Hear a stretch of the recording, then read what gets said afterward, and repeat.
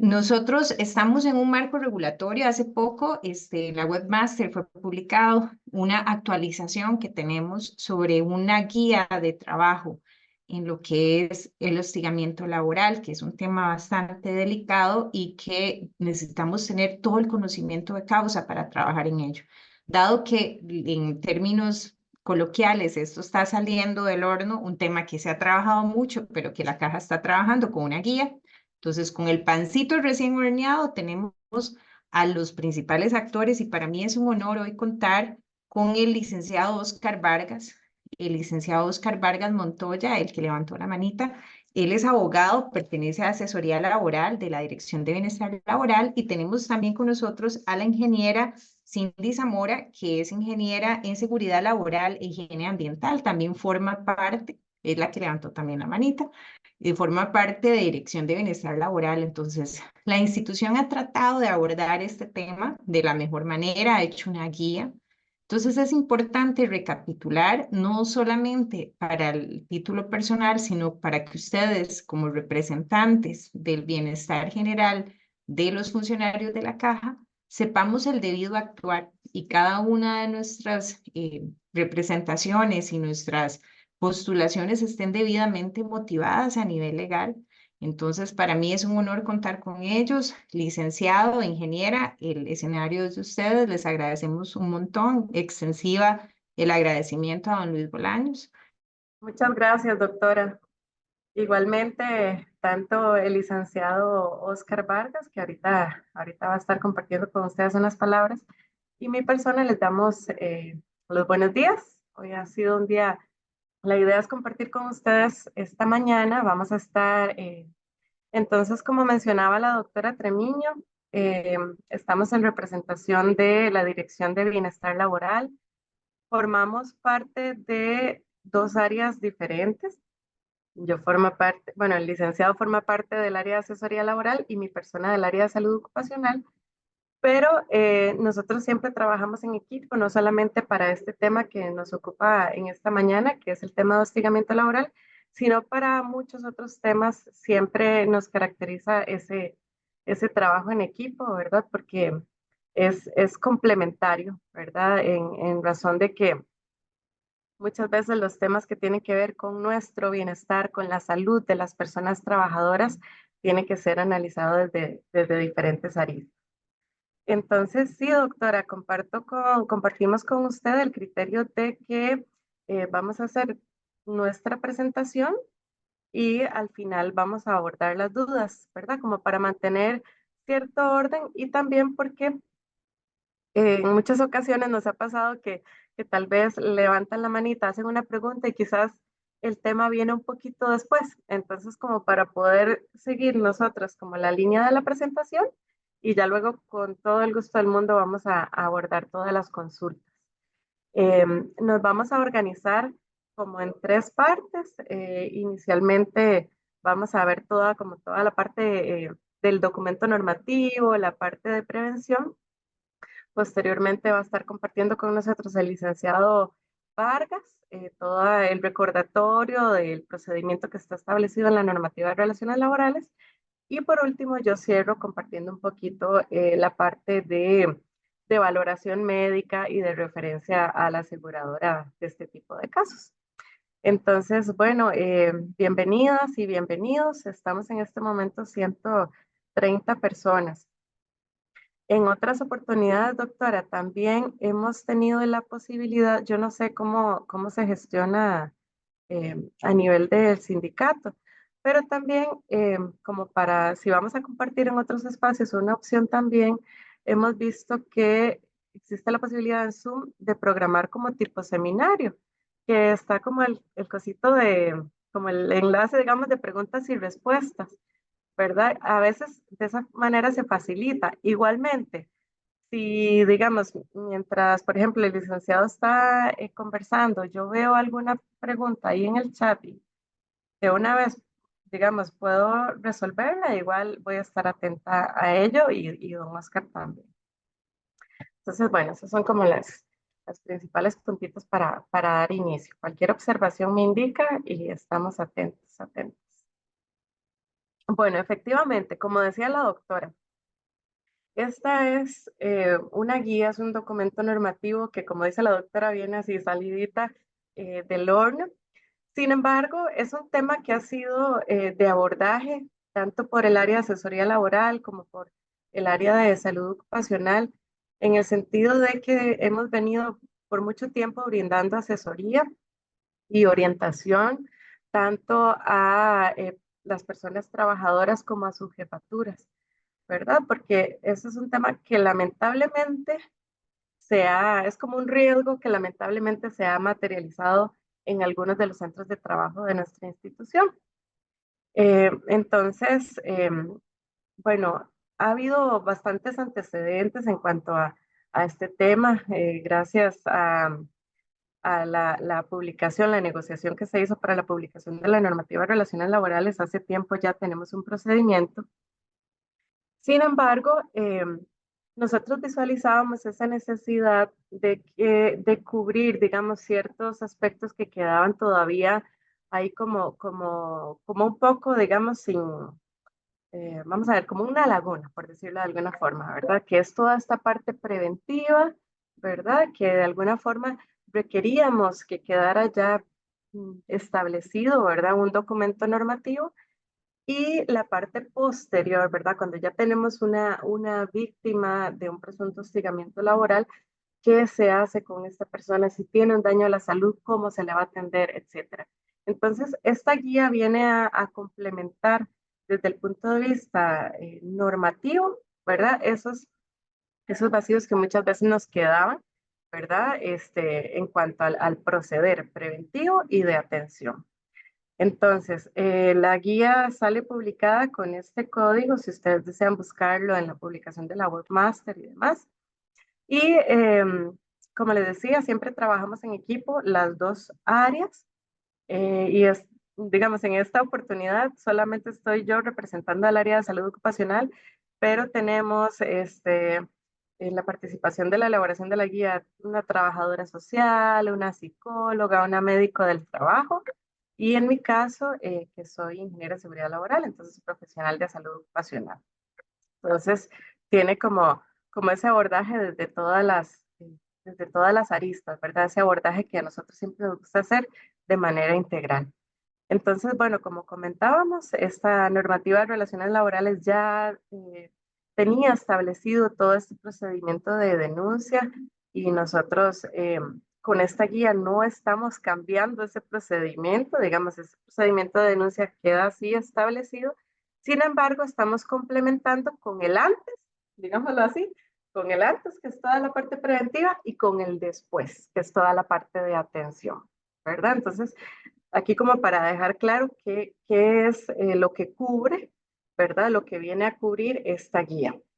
Y bueno, evidentemente es nuestra responsabilidad desde la Dirección de Bienestar Laboral, por lo establecido en la normativa de relaciones laborales, brindar todas aquellas acciones de prevención, divulgación, capacitación y atención integral a la víctima de presunto hostigamiento laboral. Entonces, es parte también de nuestras funciones y como les comentaba anteriormente, en realidad es algo que nosotros hemos venido trabajando ya tiempo atrás, ¿verdad? En orientación y en acciones preventivas. Este documento es publicado y, digamos, cumple con todos los requerimientos establecidos en el procedimiento para la elaboración o modificación de documentos normativos, que ustedes también han visto que la institución ha hecho grandes esfuerzos como para organizar, como para ordenar todo lo que tiene que ver con documentos normativos. Entonces, esta guía sigue todo ese proceso de revisiones y de aprobaciones, ¿verdad? De acuerdo a lo ahí establecido. Y bueno, ahora sí, ¿qué objetivo busca esta guía? La idea es poder orientar técnicamente cómo prevenir el hostigamiento laboral en los centros de trabajo de la Caja. Describir, por supuesto, cuál es el procedimiento vigente para la atención de denuncias y las disposiciones que tenemos actualmente para la valoración y referencia médica de la persona trabajadora víctima de hostigamiento laboral. Entonces ya aquí desde el objetivo ustedes lo ven, es el antes, el durante y el después, ¿verdad? Una guía ya más integral. Y eso lo vemos en esas tres grandes partes que va a contener la guía. Prevención de factores de riesgo psicosocial no es algo nuevo para nosotros que formamos parte de la estructura preventiva de la caja. En realidad, la prevención de los factores de riesgo psicosocial se viene trabajando desde el origen, digamos, de que nosotros empezamos a capacitar a las comisiones de salud ocupacional en la identificación de factores de riesgo. Se sigue exactamente el mismo proceso que siguen todos los otros factores de riesgo. Por ejemplo, la doctora me comentaba que aquí hay compañeras, compañeros de farmacia, de odontología, ¿verdad? Entonces, por ejemplo, así como se identifican otros factores de riesgo, digamos, en farmacia, que se identifique un factor de riesgo químico o un factor de riesgo biológico. Asimismo, en odontología, que yo pueda identificar un factor de riesgo ergonómico. Bueno, exactamente de la misma manera, nosotros hemos trabajado en la identificación de los factores de riesgo psicosocial. Sí, que ha sido para nuestras comisiones y así nos lo han expresado, eh, un tema que amerita un poquito más de estudio, un poquito más de análisis, porque quizás no los visualizan tan fácilmente como podemos visualizar, por ejemplo, un factor de riesgo ergonómico cuando vemos una silla en mal estado, o cuando vemos un factor de riesgo biológico así claramente, ¿verdad? Por la exposición, por ejemplo, a microorganismos en nuestro centro de trabajo, pero este, sí ha sido un tema que nosotros hemos venido fortaleciendo por muchos años en capacitación a efecto de que nuestras comisiones y nuestros encargados, encargadas de salud ocupacional tengan ese conocimiento técnico para identificar. Entonces, no quiere decir que todos los factores de riesgo psicosocial van a conducir, por ejemplo, a una situación de hostigamiento laboral. Puede haber múltiples, todo un abanico de consecuencias, ¿verdad? De psicosociales. Puede haber un abanico de riesgos psicosociales, pero uno de esos son esa condición, digamos, que se puede dar para que se den manifestaciones o conductas de hostigamiento laboral. Entonces, en la guía, lo que se pretende es como ya, como dejar un poco más claro para toda esta estructura preventiva cómo se identifican esos factores, cómo se evalúan y cómo los voy a registrar, ¿verdad? Siempre como en la mira de que estamos previniendo que existan aquí, como condiciones donde se puedan dar esas conductas o actos violentos que al fin y al cabo es violencia en el lugar de trabajo. Bueno, la segunda parte, la descripción de los medios disponibles para denuncia y la tercera parte de atención y referencia a links. Entonces, de esa manera vamos a ver nuestra presentación. Les voy a explicar un poquito la parte que está aquí en color verde de prevención. Con el licenciado vamos a ver la parte que está en azul y por último yo voy a cerrar con el proceso para la atención en salud y referencia a links. A nivel nacional, nosotros no contamos en este momento, los que ya han estado como un poquito investigando sobre este tema, saben que no tenemos todavía una ley para este tema de atención del acoso laboral o del mobbing. Cuando diga acoso es sinónimo de hostigamiento laboral, es sinónimo de mobbing, ¿verdad? Entonces no tenemos aún una ley, ¿verdad? Ha habido, sí, múltiples proyectos de ley, incluso en la actualidad hay uno que está todavía en revisión. Sin embargo, a pesar de que no existe una ley, sí que tenemos documentos normativos a nivel nacional para efectos de la prevención y la atención del acoso laboral. Y tal es el caso, por ejemplo, de esta guía que publica el Consejo de Salud Ocupacional adscrito al Ministerio de Trabajo y Seguridad Social, como ustedes saben, que fue una guía en la que también, bueno, yo formé parte también del equipo que formuló la guía y viene a orientar a toda la estructura sobre la prevención y la atención del acoso laboral en el lugar de trabajo. Entonces, cuando nosotros formulamos la guía a lo interno, la guía de trabajo de la caja, por supuesto que tomamos como base esta guía técnica que publica el Consejo de Salud Ocupacional. Esta guía pasó algunos años, digamos ahí como a manera recomendativa, digamos, como de acatamiento voluntario, digamos, por parte de los patronos.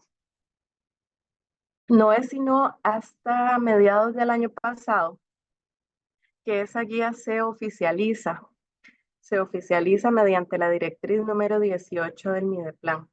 Ya en ese tiempo, ven ahí que es julio del 2023, si quieren lo consultan, ya en ese tiempo nosotros ya incluso teníamos ya nuestra guía elaborada y demás, ya estaban todos esos procesos que les comento de aprobación de los documentos normativos. Entonces, bueno, esto también, como decimos comúnmente, ¿verdad? Se fueron como alineando todos los asuntos para poder tener ya nosotros nuestra guía también a nivel institucional.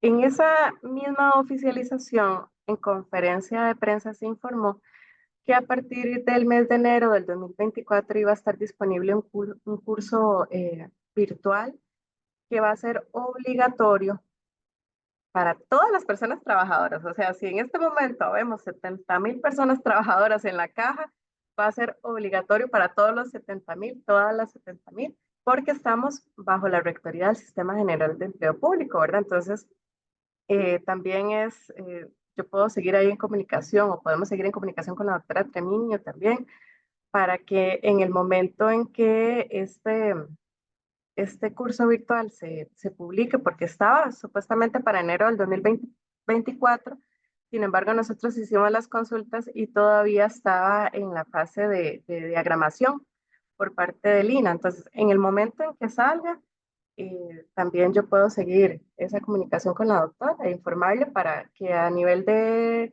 la organización de ustedes, de Cipros y Meca, también lo divulguen, ¿verdad? Yo creo que es parte importante de que todos tengamos el conocimiento en este tema. Lo que sí nos alegra es que tenemos conocimiento de como los contenidos que tiene ese curso y todo, como les decía, todo se va alineando porque están completamente alineados con la guía que nosotros también tenemos al interno. Ahora bien, nosotros también tenemos nuestro proceso de divulgación y de capacitación, ¿verdad? Que también estaría debidamente coordinado para cuando salga esta publicación de este curso virtual. Asimismo, además de tomar en cuenta todo lo que contenía la guía, también nosotros hemos considerado consultar las normas INTECO. Estén familiarizados con este concepto, ¿verdad? Las normas técnicas de INTECO. Hay diferentes comités, particularmente en el Comité de Salud y Seguridad en el Trabajo.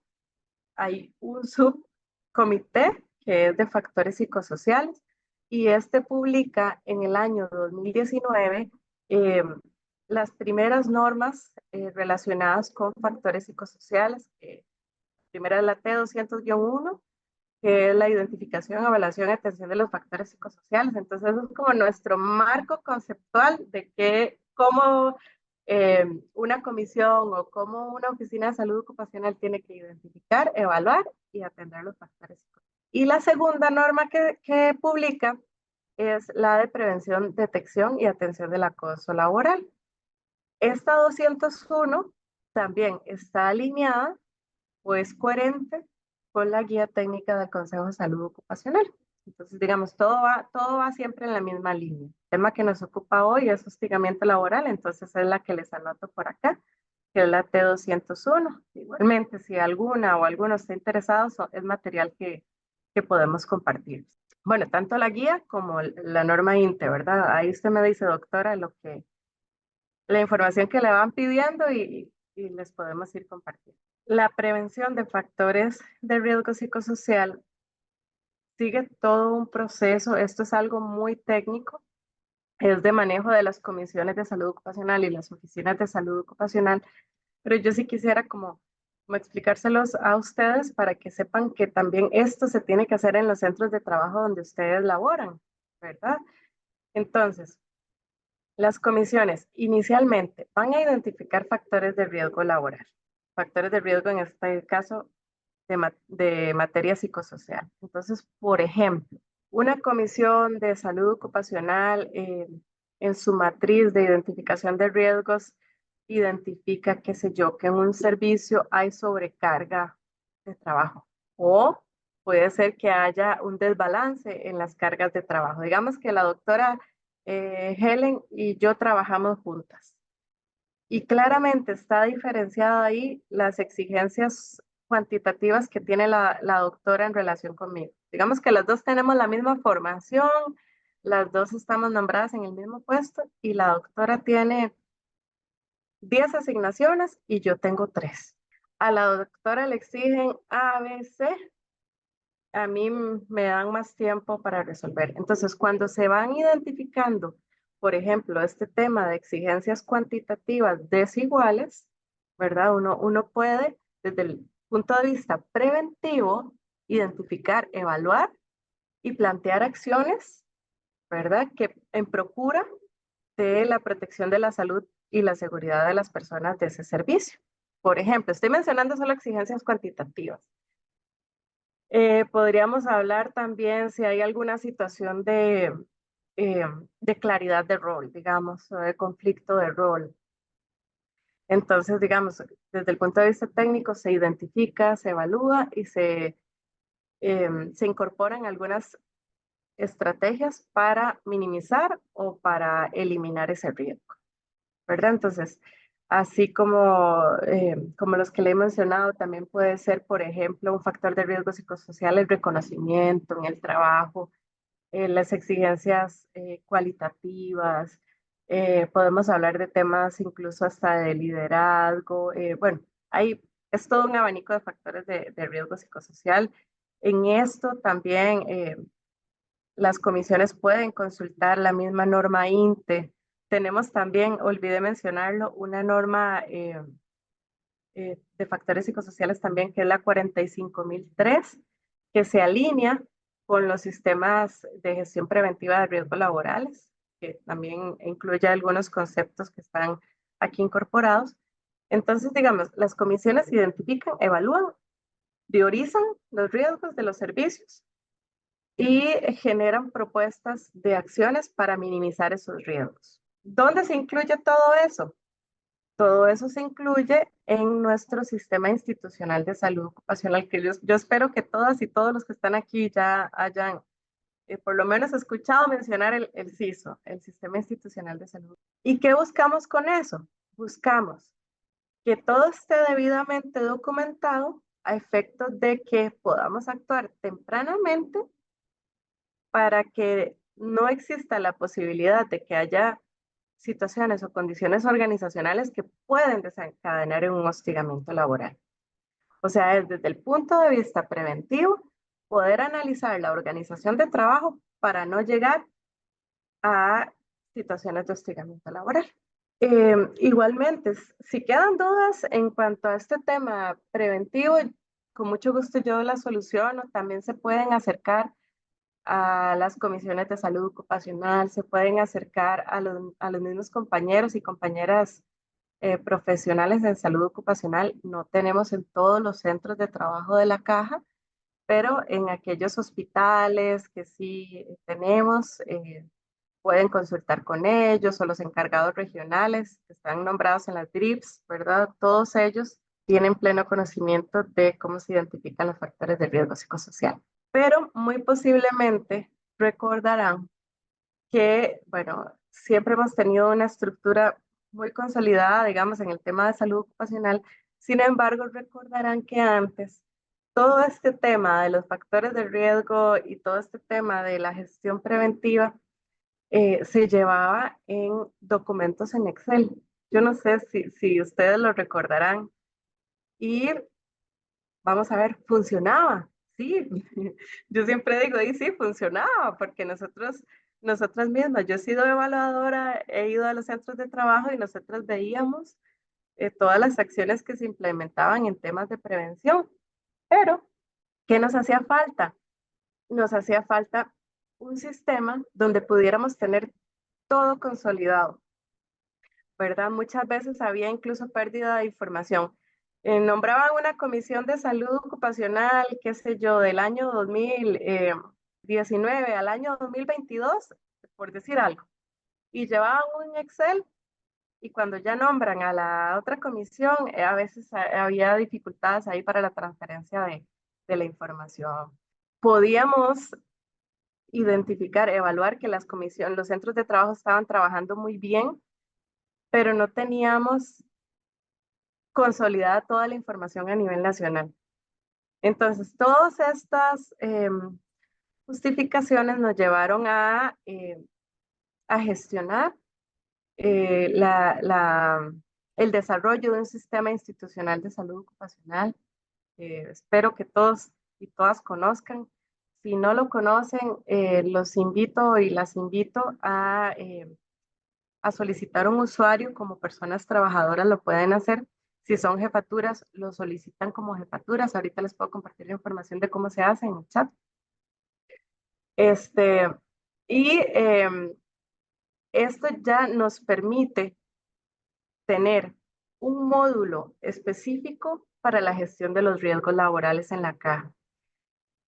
El CISO es mucho más amplio. El CISO tiene 7 módulos.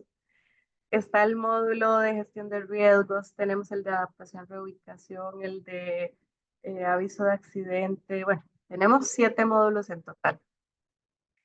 Pero particularmente acá, cuando hablamos de el registro de todo lo que tiene que ver con los factores de riesgo psicosocial, se genera en el módulo de gestión del riesgo. Entonces, vieran qué importante es porque ya nosotros, a un clic, tenemos información muy relevante de todos los factores de riesgo que están presentes, que están identificados en todos los centros de trabajo de la caja. Y eso es sumamente importante porque no solamente nos va a permitir registrarlos, identificarlos, sino que se les puede dar trazabilidad a la gestión para poder eliminarlos, ojalá. Es muy difícil desde el punto de vista teórico, pero sí minimizar el riesgo, ¿verdad? Por lo menos controlar a efecto de que no vaya a generar daños a la salud, llámese enfermedades o accidentes laborales. Entonces, bueno, es un sistema del cual nos sentimos sumamente orgullosas y orgullosos. Como todo sistema, al principio, es difícil, es como cuando uno entra a cualquier otro sistema, mientras uno, ¿verdad? Logra ahí como a familiarizarse, ¿verdad? Pero estamos muy orgullosas porque hemos visto una muy buena respuesta en el uso de nuestro sistema. El primer módulo que salió fue el de aviso de accidente, que lo vamos a comentar más adelante. El segundo fue y ya tenemos mucha información que podemos analizar globalmente, caja, para poder nosotros, desde el área de salud ocupacional, dirigir estrategias ya bien fundamentadas en datos, que eso es lo que nos interesa, ¿verdad? Tener datos para poder generar estrategias que ataquen o que lleguen, digamos, al objetivo, que son aquellos factores que son prioritarios, ¿verdad? ¿Qué es lo que más nos está afectando la salud de nuestras personas trabajadoras? Entonces, esa es la idea, ¿verdad? Con este sistema. Así, nada más les traje como ejemplo lo que hacemos como comisiones y como oficinas de salud ocupacional. Esto es un pantallazo, digamos, de un centro de trabajo donde se identifican, aquí por ejemplo yo filtré psicosociales. Entonces se identifican, digamos, los factores de riesgo psicosocial, se evalúa, esto ya es algo muy técnico, ¿verdad? De salud ocupacional, se evalúa de acuerdo a 3 criterios y eso nos va a generar la magnitud del riesgo y el grado de repercusión. Entonces, aquí yo filtré solo los psicosociales, pero digamos, en un centro de trabajo van a haber otros factores de riesgo. Entonces, de acuerdo al nivel de riesgo que nos da, por ejemplo, si aquí nos hubiera dado uno alto, entonces así determinamos, ok, es prioritario este requiere acciones inmediatas. El resto, digamos que dieron medio, bueno, esos podemos trabajarlo en el mediano plazo y los que dieron bajo los podemos trabajar en el largo plazo. Pero entonces, lo que quería compartir con ustedes es que a nivel institucional tenemos herramientas que están muy consolidadas, fuertes y que están puestas a disposición de nosotras, nosotros, para proteger nuestra salud. Este es un pantallazo también con consulta de febrero. Tengo que actualizarlo, más bien, tengo que sacar un pantallazo de abril. Eh, pero es nada más a manera de ejemplo para que ustedes vean cómo se identifica. Estos son datos todo caja, ¿verdad? Cómo hemos trabajado en la identificación de factores de riesgo por infraestructura, químicos, físicos, ergonómicos, biológicos, incendio y explosiones. Y venimos ahí como creciendo de a poquito, ¿verdad? Con la identificación de los factores de riesgo psicosocial, ¿verdad? Que en este momento rondan por ahí como el 3% de los factores de riesgo identificados. Entonces, es por esto que nosotros también, de las estrategias que tenemos para este año, es fortalecer la sensibilización y fortalecer la capacitación, y en eso estamos. Y más bien este espacio es muy importante para nosotros, poder divulgar esta información, porque así también en los centros de trabajo conocen que existe una herramienta donde se pueden registrar los factores de riesgo psicosocial, y la idea no es que se registren y ya, es que se gestionen, ¿verdad?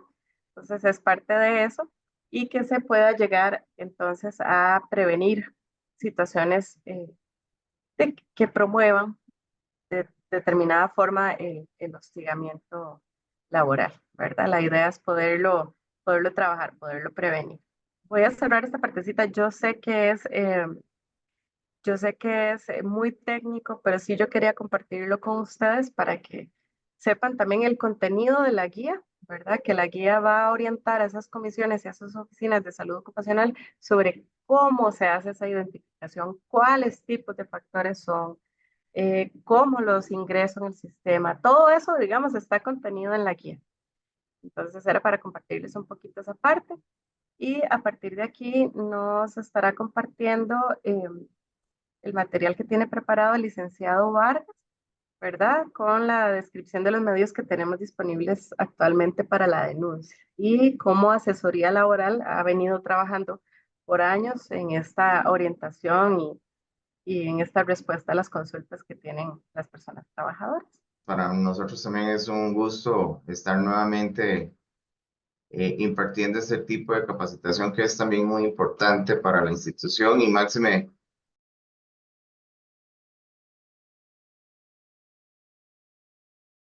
Bueno, mi nombre es Oscar Vargas, como lo mencionó ahora Cindy. Yo soy abogado del área de asesoría laboral de la Dirección de Bienestar Laboral, también con un pasado de 18 años por el CIPA. Entonces, esto es de bastante conocimiento ya para mi persona, ¿verdad? Bueno, ¿y qué es lo importante? Tal vez ustedes se pueden decir, bueno, ¿qué tiene que ver el acoso laboral con la guía esta? Es importante tener conocimiento de qué es el acoso laboral para poder también entender qué es lo que ocupamos saber nosotros tanto para poder realizar la denuncia como poder también solicitar el inicio de un procedimiento para aquellas personas que son jefaturas, ¿verdad? Entonces, eso es un paso rápido de lo que se ve en la normativa, como lo dijo Cindy, la normativa con esta guía no varía en nada, se sigue manteniendo la normativa tal y cual. Aquí esto es el concepto que tenemos de hostigamiento laboral de la normativa. Se entiende por hostigamiento laboral el ejercicio extralimitado del poder en un entorno laboral que atenta contra la integridad moral de la persona trabajadora. Yo me caso más con el de Iñaki Piñuel. ¿Y por qué? Porque aquí nos resume qué es el acoso laboral tal y cual, ¿verdad? Iñaki Piñuel es un psicólogo español, ya tiene mucho tiempo de trabajar con este tema, ¿verdad? De lo que es el acoso laboral como tal. Es el deliberado y continuo maltrato moral y verbal que recibe el trabajador hasta entonces válido. Entonces, indicaba que aquí hago énfasis con esta situación de hasta entonces válido con la situación de que en todo acoso, lo que se intenta es que la persona crea que lo que se le está diciendo es lo correcto, ¿verdad? O sea, que si la persona se le está diciendo que es una persona mala, esa persona en su momento va a creer que es una mala trabajadora, ¿verdad? Entonces, esa es la situación. Y entonces, ¿por qué hasta entonces válido?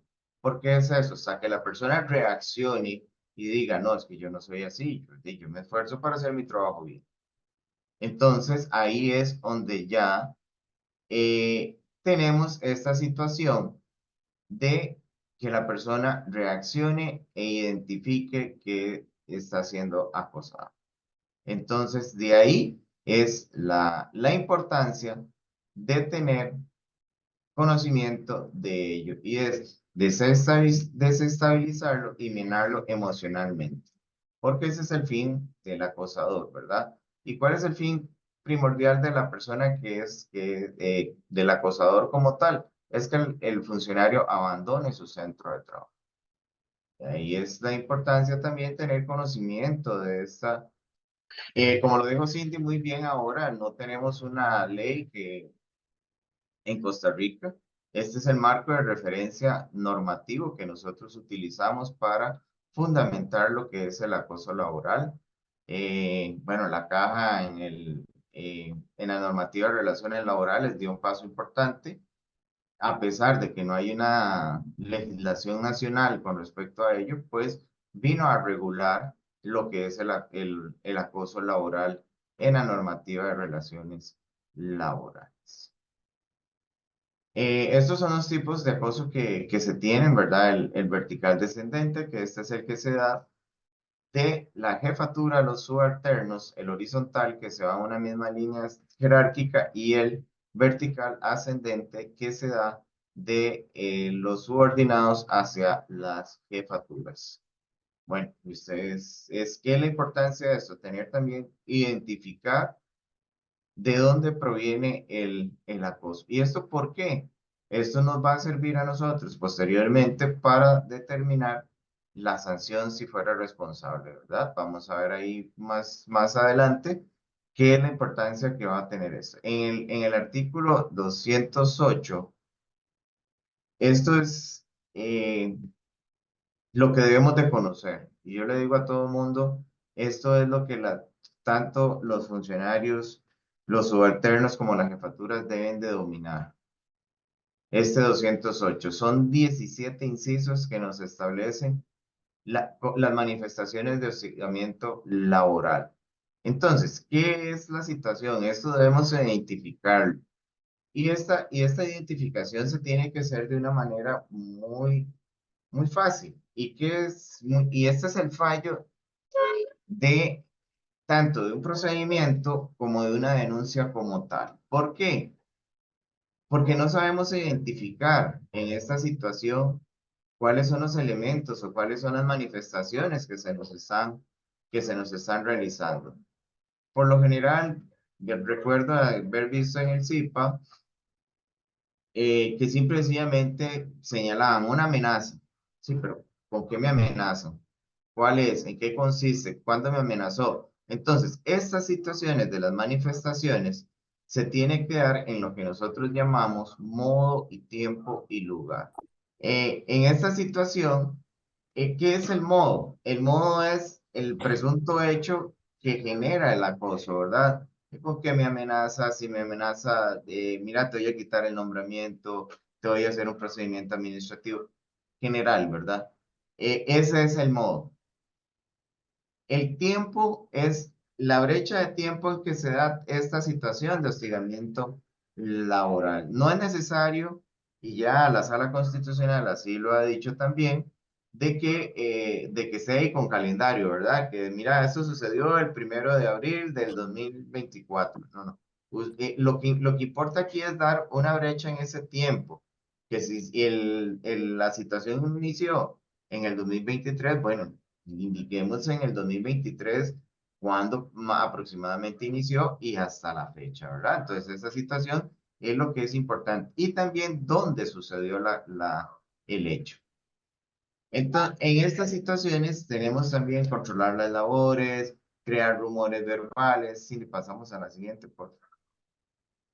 desacreditar públicamente, entonces ahí ustedes tienen que anotar con qué me desacredita públicamente, no sé, ahí lo que ustedes consideren que la persona lo está desacreditando, que es una persona vaga, que es el borrachín de la oficina, en fin, todo este tipo de situaciones, o que es la persona que llega mal vestida a la oficina, en fin, todas este tipo de situaciones ustedes se pueden presentar. Impedir y restringir el acceso al equipo de trabajo, manifestar una clara discriminación, esta se da mucho, ¿verdad? En razón del sexo, la edad, no asignar labores injustificadamente.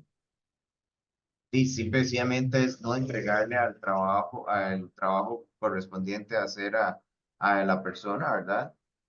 Sobrecargar o asignar a funciones innecesarias o inferiores. En esto hay que tener mucho cuidado, porque en algunas ocasiones, por las mismas necesidades del servicio, se nos puede indicar de que hagamos una cuestión inferior a lo que al puesto que nosotros tenemos. Pongo un ejemplo. Sí, si nos ahí sí. En esta situación, y pongo un ejemplo, en algunas ocasiones estando yo en el CIPA, había tres compañeros asistentes en ese momento, que eran los que acompañaban a los funcionarios que se les está haciendo procedimiento a sacar copias. Y tal vez llegaba alguien y era un expediente mío, entonces de ahí me decían, mira, Oscar, vos podés ir a dejarle a fulanito allá abajo para que saque el expediente para que le saque copia. Claro, con mucho gusto. Entonces yo iba, y eso se podría catalogar también como una situación de una inferior, ¿verdad? Porque eso era lo que tenía que hacer un asistente. No se le permite, impide, interrumpe la comunicación. Esta es muy común, ¿verdad? El simple hecho de llegar y decirle a esta persona, mira, ya yo sé lo que me vas a decir, no me interesa. Obstaculizar ascensos, asignar funciones degradantes, provocar labores en la unidad de trabajo que conlleven al aislamiento, para congelar a la persona. Modificaciones estructurales. En estas modificaciones estructurales, en esto también hay que tener mucho cuidado con qué es la situación y porque hay situaciones estructurales que obedecen también a la necesidad del servicio, ¿verdad? Recuerdo una ocasión de que la persona se le dijo que estaba en un campo muy chiquito, pero era porque no había más campo, más bien se quitó unas situaciones que estaban como una especie de bodega o de closet que había ahí en el lugar y ahí se metieron tres o cuatro personas. Entonces ellos reclamaban, pero estaban adecuadas para que hicieran su trabajo, ¿verdad? Ridiculizar a la víctima también, ¿sí? Ok, vamos a la denuncia. Esto aquí, en fin, eso es lo que a nosotros nos importa con esta situación de la denuncia. Esta situación de recepción de la denuncia. En nuestra normativa establece que la denuncia se puede interponer ante la Dirección de Bienestar Laboral o ante la jefatura inmediata de cada persona. No necesaria en ese orden, ¿verdad? El orden que viene en la normativa es ante la jefatura y si la persona quiere, lo puede realizar también en la dirección de bienestar laboral. ¿Qué es esta situación? Bueno, yo tengo que identificar quién es la jefatura de CINDI. A pesar de que estamos en una misma unidad de trabajo, en la misma dirección, ambos tenemos jefaturas diferentes. Entonces yo tengo que identificar quién es la jefatura de la persona que presuntamente me está acosando para poder interponer la denuncia como tal. A partir de que la persona denuncia, empieza a correr el plazo de prescripción que es de un mes, tal y como lo establece el 414 del Código de Trabajo. Entonces ahí ustedes van a estar pendientes de que si pasa el tiempo, no me dicen nada, no hay ni inicio de procedimiento, no me piden una aclaración, ustedes van a tener que indicarle a esta persona a donde interpusieron la denuncia que qué pasó con ello, ¿verdad? Si se interpone la denuncia ante la Dirección de Bienestar Laboral, la dirección no tiene la potestad para iniciar procedimientos administrativos a personas que sean ajenas a la dirección. Entonces, ¿qué es la situación? Se toma la denuncia y se traslada a la persona que tiene la capacidad para sancionar, que son las jefaturas inmediatas del presunto acosador. Entonces, ahí tenemos que tener claro esta situación, porque en muchas ocasiones, y pasó hace poco, que alguien estaba un poco molesto porque se pretendía solicitar ciertas gestiones a la Dirección de Bienestar Laboral donde no se tiene competencia para ello, ¿verdad? Entonces, la competencia únicamente que se tiene a través de la normativa es la recepción de la denuncia, no así el inicio de un procedimiento administrativo. Entonces, eso sí que quede claro. La administración debe actuar de oficio a gestión de parte o de denuncia de un tercero. Esto es muy importante, este punto 3 es muy importante. ¿Y esto por qué? Porque aquí tienen que haber jefaturas. Desde el momento en que se le pone conocimiento a la jefatura de la denuncia como tal, tiene que iniciar de oficio el procedimiento administrativo. Bueno, ahí vamos a ver más adelante que la jefatura puede pedir la aclaración en el plazo de 3 días. Pero, ¿qué es lo que pasa? ¿Y qué es esta situación? Y la importancia que reviste esta cuestión acá o este punto 3. ¿Qué pasa si una jefatura le prescribe eso en su escritorio? Bueno, lo que pasa es lo siguiente, que la jefatura va a asumir la responsabilidad de no iniciar el procedimiento. Entonces, ¿qué es eso?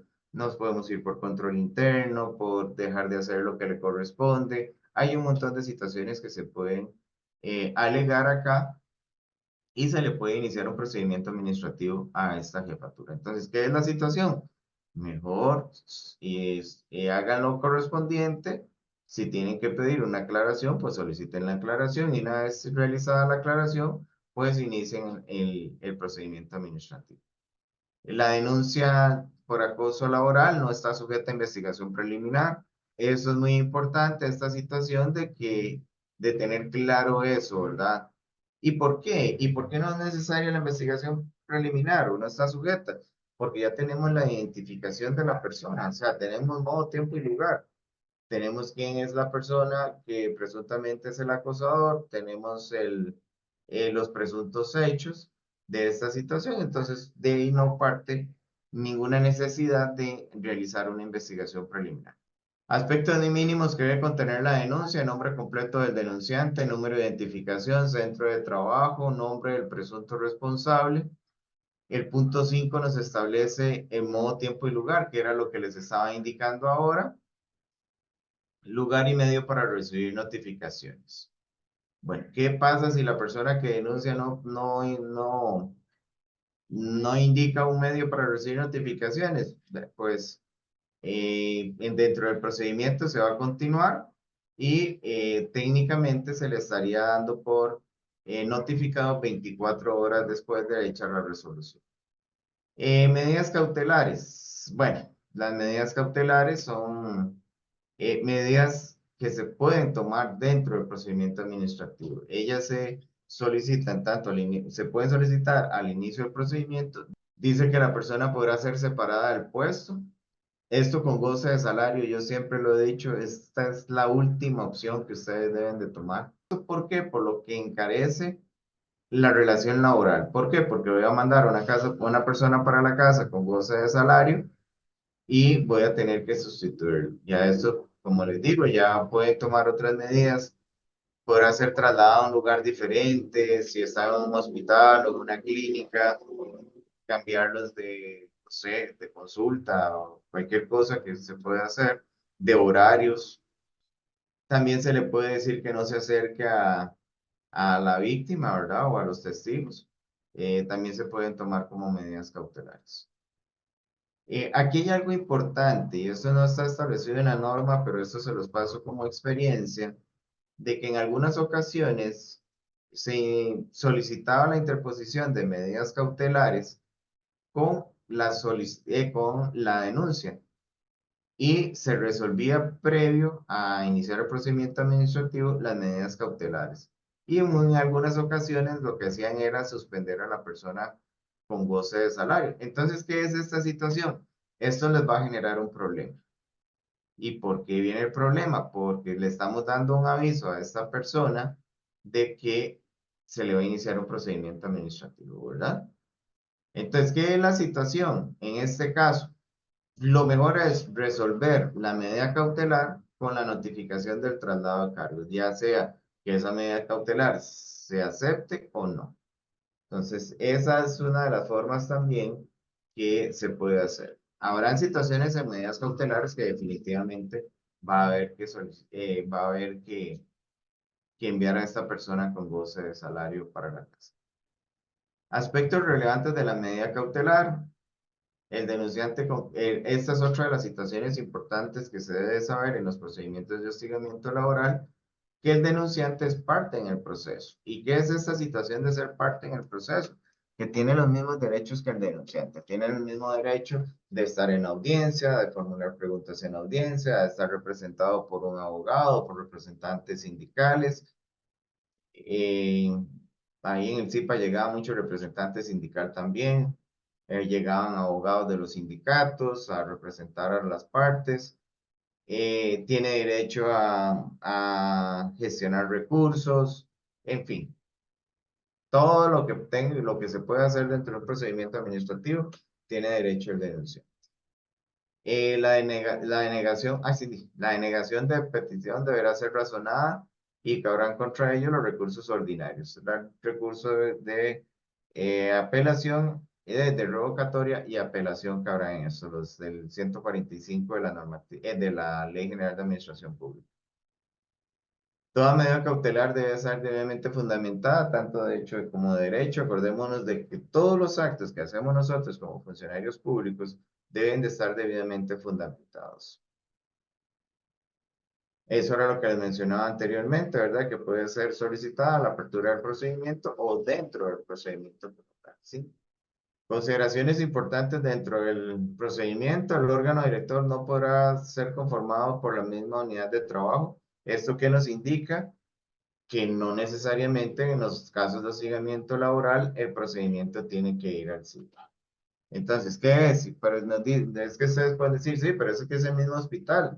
Si la persona es de enfermería, para ponerle algún ejemplo, pues sí, lo puede hacer los compañeros de RES, no hay ningún problema. Son unidades totalmente distintas una de otra. Ya se lo expliqué, que se consideran partes tanto el denunciante como la persona denunciada. Según el análisis y la necesidad imperante del órgano director, mediante el acto debidamente justificado, esto es la situación en este último punto. El órgano director podrá solicitar el ayuda de un perito, de un experto. En este caso, en el CIPA había ya una psicóloga ya asignada para que realizara este tipo de situaciones, para poder determinar la existencia de un hostigamiento laboral. De acuerdo a los procedimientos que ellos establecen, se podía indicar ahí de que la persona sí, que presentaba rasgos de ser una persona víctima de acoso laboral, y ahí describían todas las situaciones por el cual ellos consideraban que esta persona podría ser víctima de acoso laboral. El órgano director, ¿quién es el órgano decisor? Que es la jefatura, da la propuesta de sanción en un plazo de un mes, ¿verdad? Este mes es a partir de que tiene conocimiento. En caso de ordenar el archivo, procederán los recursos ordinarios también. Las sanciones van a según la gravedad, descrita suspensión con goce de salario. Aquí es importante también hacer mención de que la sanción va a ir también, o la situación el grado de sanción va a ir de acuerdo al puesto que esta persona desempeña y en la acción que incurrió, ¿verdad? En el principio, el procedimiento debe durar 4 meses, eso es un plazo totalmente irrisorio. Hay procedimientos de estos que yo he visto que duran 1 año, 2 años, por múltiples situaciones que se dan dentro del procedimiento como tal, ¿verdad? Dice que esto, pues, no, pues, en algunos casos que no se considera acoso, el estrés profesional o el síndrome del trabajador quemado, ¿verdad? El burnout. Esta situación, ¿por qué? Porque ellos presentan una patología muy parecida a lo que es el acoso laboral. Entonces, hay que determinar si la persona tiene este síndrome o efectivamente es una persona que está siendo víctima de hostigamiento laboral. Las situaciones conflictivas laborales, en los casos conflictivos eh, de los reproches, ¿cómo se llama? De reclamos personales que pueden haber entre personas por X situación, ¿verdad? Porque se daban mucho las fianzas, que se reclamaban por las fianzas, que el otro no pagó, que ya, en fin. También actividades propias del trabajo, asignar trabajos con criterios objetivos.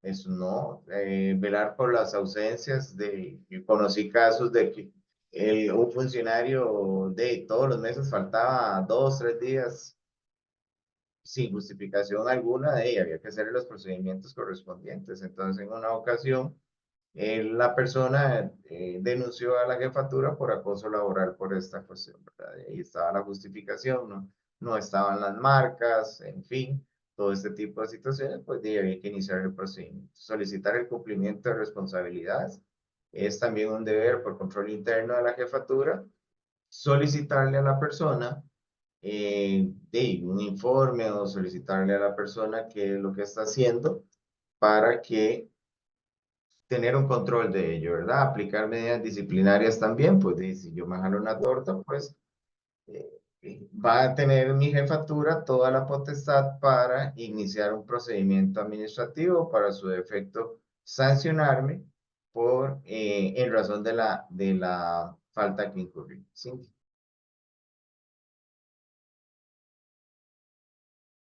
Ya pasamos toda esa parte, digamos que bueno, y que lamentablemente no se pudo prevenir una situación de estas, ocurrió una situación, digamos, donde se dieron manifestaciones, conductas de hostigamiento laboral, que dieron como resultado una persona víctima de hostigamiento laboral que no solamente es víctima, sino que tiene un daño a la salud, ¿verdad?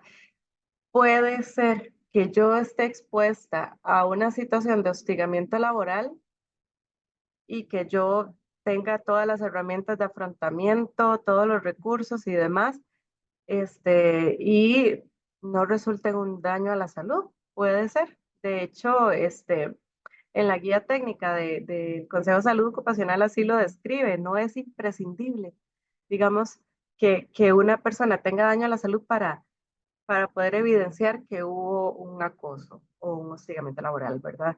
Puede ser que se dé el acoso sin ese daño. Sin embargo, si esto sucediera, sí debemos tener claro cuál es el proceso para la atención en salud de esa persona, ¿verdad? Porque sí, presenta un daño a la salud, presenta una afectación en la esfera mental o incluso en la parte social o incluso ya tiene manifestaciones que se evidencian en su salud física, ¿verdad? Entonces, eh, no solamente que tenga claridad sobre esos medios para la atención, sino que también al ser un riesgo de trabajo, por supuesto que requiere la referencia al Instituto Nacional de Seguros. Entonces, que puedan revisar la guía, todo lo que ahí contiene para esa, como daño a la salud que es, digamos que la persona se expuso a esa situación de hostigamiento laboral, presenta una enfermedad, presenta una afectación, por ejemplo, en la esfera mental, en la salud mental, ese daño a la salud se reporta a la aseguradora, Instituto Nacional de Seguros. Recuerden que les mencionaba que con nuestro sistema institucional de salud ocupacional, nosotros también tenemos un módulo que es específicamente para eso, para el aviso de accidente o enfermedad laboral. Entonces, muchos se preguntarán, pero ¿cómo en el CISO, si es un sistema institucional y esto se trata del INSS? Bueno, con el instituto, digamos, siguen exactamente las mismas condiciones, digamos, del aseguramiento, de la póliza de riesgos del trabajo, pero nosotros generamos una negociación con ellos a efecto de que nosotros utilicemos nuestro propio sistema para poder registrar todos los avisos de accidente o enfermedad. Por lo mismo que les mencionaba antes, porque digamos, si antes se mandaban las boletas, por ejemplo, al INSS y nosotros teníamos que estar como recopilando ahí como los datos de la cantidad de accidentes o las bases de datos que nos mandaba el INSS, a veces no nos coincidía, ¿verdad? Con los eventos que se habían dado, digamos, en la realidad. Entonces, la idea con este sistema es que nosotros también podamos reforzar la información disponible en nuestra institución sobre las personas que han sufrido daños a la salud. Entonces, inicialmente tenemos lo que denominamos el módulo de aviso de accidentes o enfermedades de trabajo en el CISO. Este módulo, al final, cuando se llena todo el aviso, eh, genera un reporte.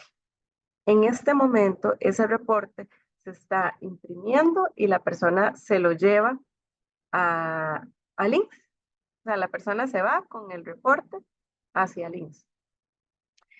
En un futuro, nosotros como CISO ya estamos preparados, estamos esperando, digamos, la otra parte de conexión de los sistemas de links para podernos conectar y que ya la información viaje de sistema a sistema. En este momento, lo que tenemos a disposición es eso. Se registra en el CISO, se imprime la boleta, que es exactamente el mismo formato del aviso de accidente o enfermedad de links, ¿verdad? Y la persona se va con esta boleta. Ahora, las personas me preguntarán, bueno, ¿cómo hacemos si el hostigamiento laboral es vertical descendente? Recuerdan que don Oscar nos explicaba los tipos de hostigamiento, que pueden ser vertical, descendente o ascendente, o puede ser horizontal.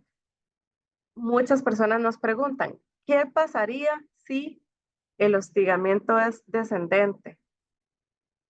Por ejemplo, mi jefatura es la que ejerce conductas de hostigamiento laboral sobre mí.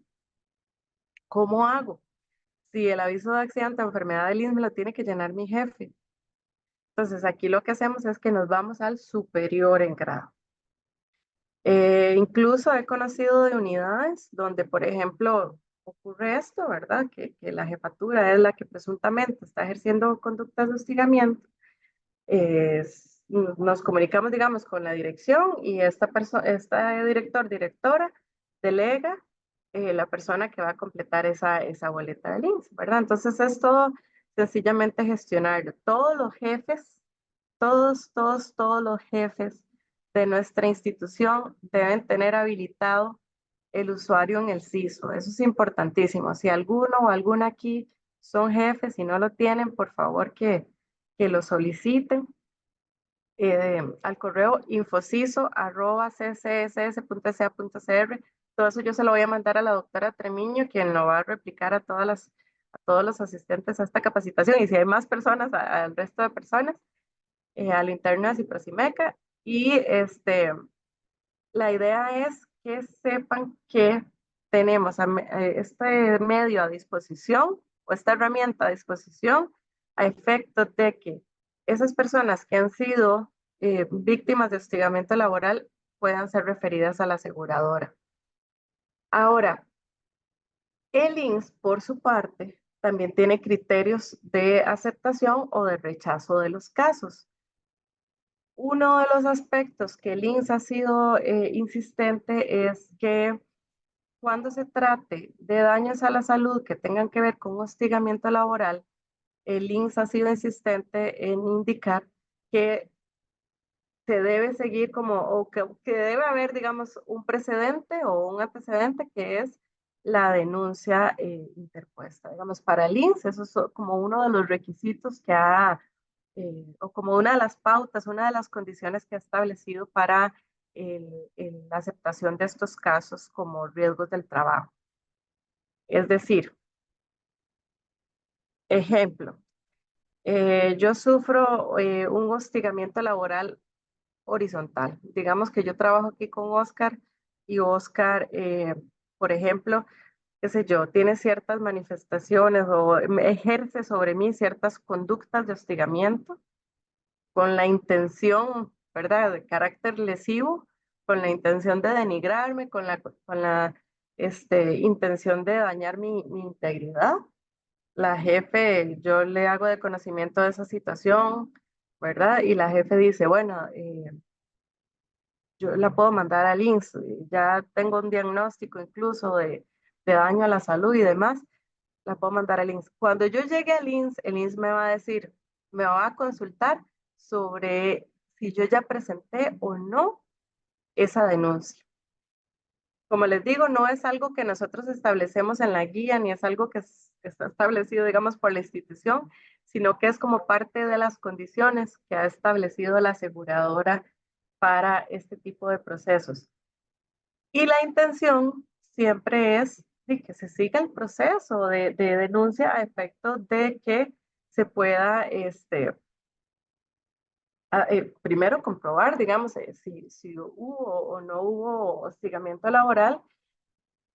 Y también porque es lo que se debe, es el proceso que se debe seguir, ¿verdad? Es como nada se hace, por ejemplo, atendiendo la salud o atendiendo el daño a la salud que esa persona presenta, si al regreso, si se reincorpora y sigue estando presente o sigue estando expuesta a esa condición que le genera el daño, ¿verdad? Entonces es parte, digamos, de la lógica que ha aplicado la aseguradora como para solicitar que exista ese precedente, ¿verdad? Que no vaya a ser que la persona vuelva otra vez a exponerse a esa situación. Entonces, que haya, ya sea por la vía administrativa o por la vía judicial,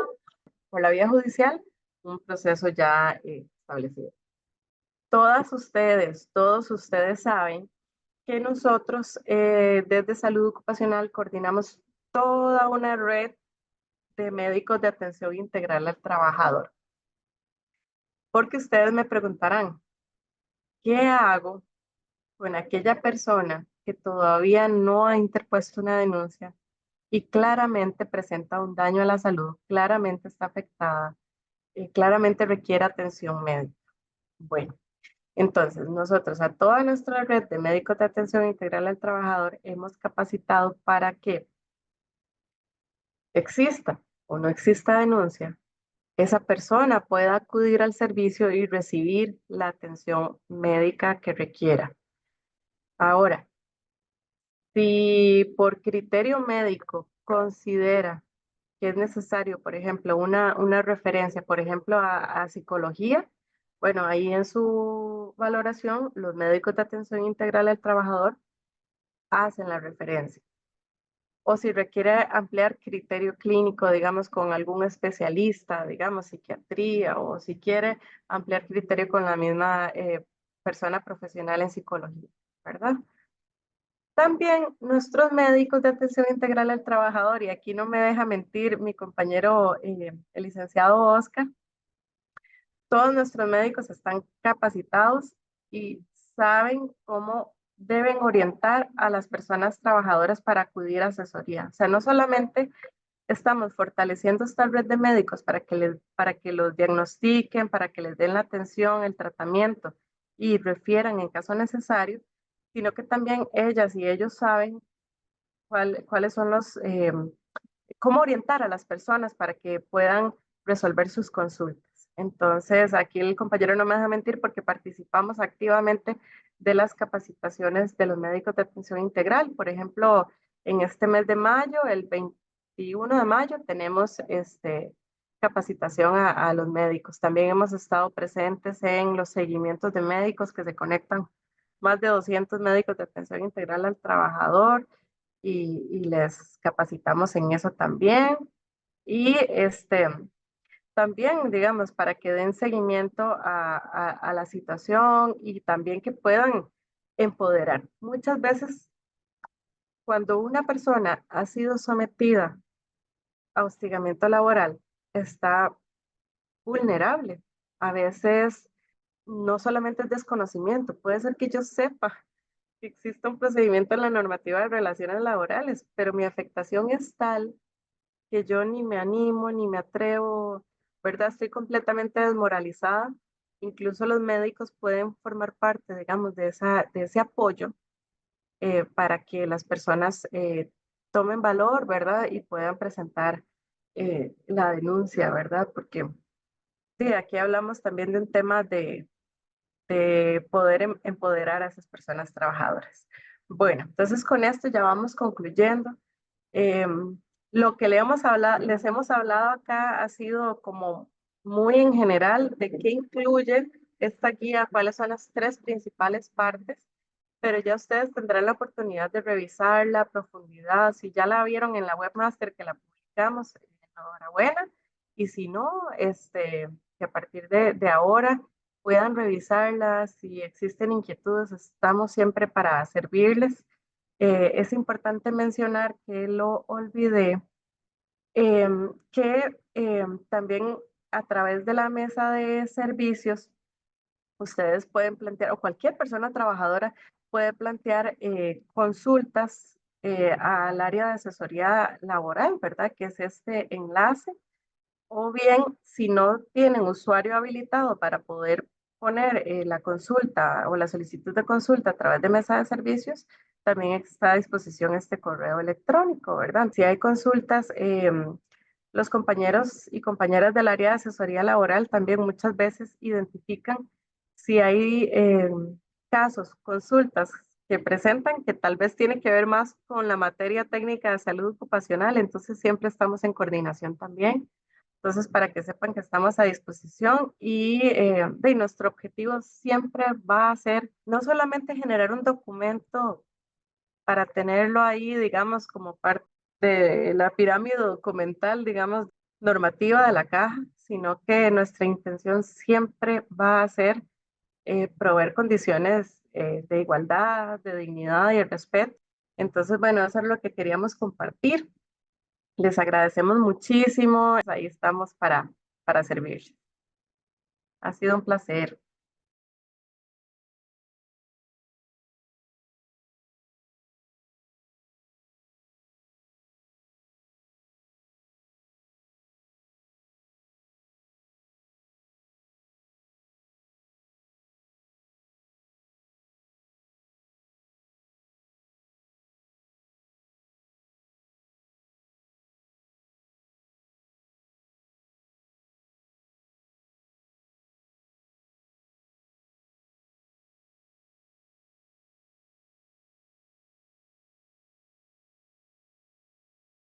¿Qué es lo que pasa con las denuncias de hostigamiento laboral? En su mayoría van mal formuladas y de ahí el fracaso de la denuncia como tal. Eh, Desconozco, digamos, a ciencia cierta qué fue lo que pudo haber pasado en ese procedimiento administrativo para poder, pero dan situaciones de que no se consideran hostigamiento laboral porque pudo haber sido que la persona le gritara una vez o que la persona sea un poco grosera a la hora de dirigirse a esta persona. Entonces, digamos, en esa parte, tal vez no estamos en una situación de las conductas o manifestaciones de hostigamiento laboral y por eso es que el compañero o compañera que llevó el caso dijo esa situación. Ahora, ¿qué es lo importante con esto de las manifestaciones del 208?